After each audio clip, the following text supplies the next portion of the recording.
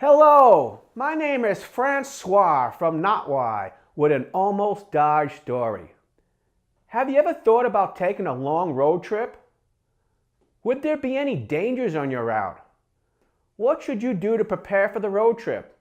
It is very important that you take certain precautions. If not, you may encounter dangerous disasters and die. Before I tell you about the smoke in the cockpit above planet Earth, I need to tell you about the smoke around the car on planet Earth. Ralph Say Don't You and I drove from New York to California. We almost didn't make it to California. Ralph and I were driving from New York to Denver, Denver to California.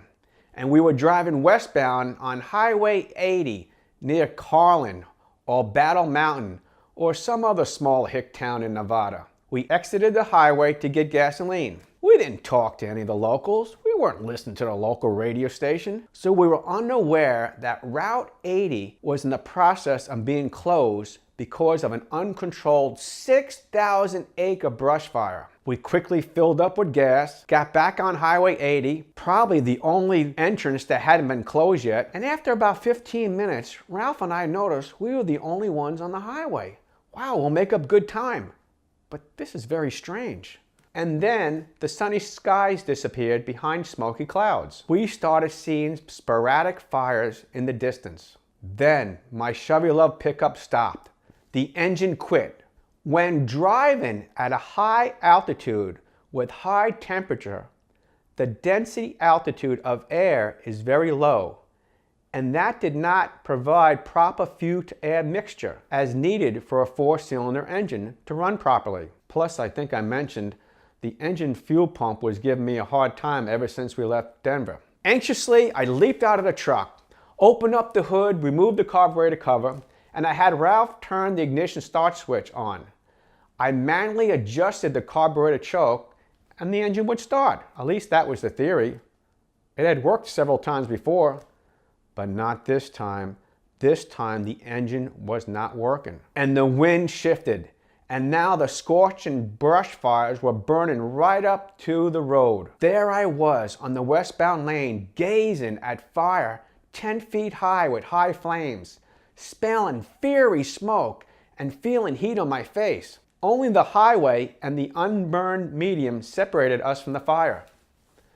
If the wind shifted again and jumped the road, we would die. Then I remembered I was carrying an extra 20 gallons of gas in the container in the back of the truck, and I had a 22-foot hang glider on top of the truck. This could easily contribute to a vehicle explosion if the flames were to come closer. It was a tense moment. Why won't the engine start? I asked. What can I do? Should I abandon the pickup? Then how will I get to California? I heard an airplane and shifted my smoky eyes up. A military-type aircraft was spreading chemicals over the fire. Still trying to get the truck going, I poured a little gasoline from that spare 22-gallon tank I had into an empty soda can. While Ralph was turning the ignition switch, I poured gasoline into the carburetor and some felt on my hand. I could smell the smoke and gasoline. Very dangerous. I hope the wind doesn't shift and the flames don't torch us. I hope the engine starts. A couple of emergency rescue firefighters showed up, perhaps alerted from that aircraft in the sky. Just then, as they showed, the engine started. The firefighters followed us to the next highway and we exited and escaped possible death from that windy, blazing brush fire. We made it to California. Before you take a long road trip, check that your car is in good mechanical condition. Get all the weather and possible dangers for the route, and don't drive into wildfires. On this day, I was not so grateful for Mother Nature's display of wildfires on planet Earth and that I almost died. But on this day, I was grateful for my life and that I did not die. Embrace life. Life is precious, valuable, and unpredictable. Be thankful for every day, for one day it will be your last day. The other story took place above planet Earth. Smoke in the cockpit. Stay tuned for that one. Enjoy the day, if not the night.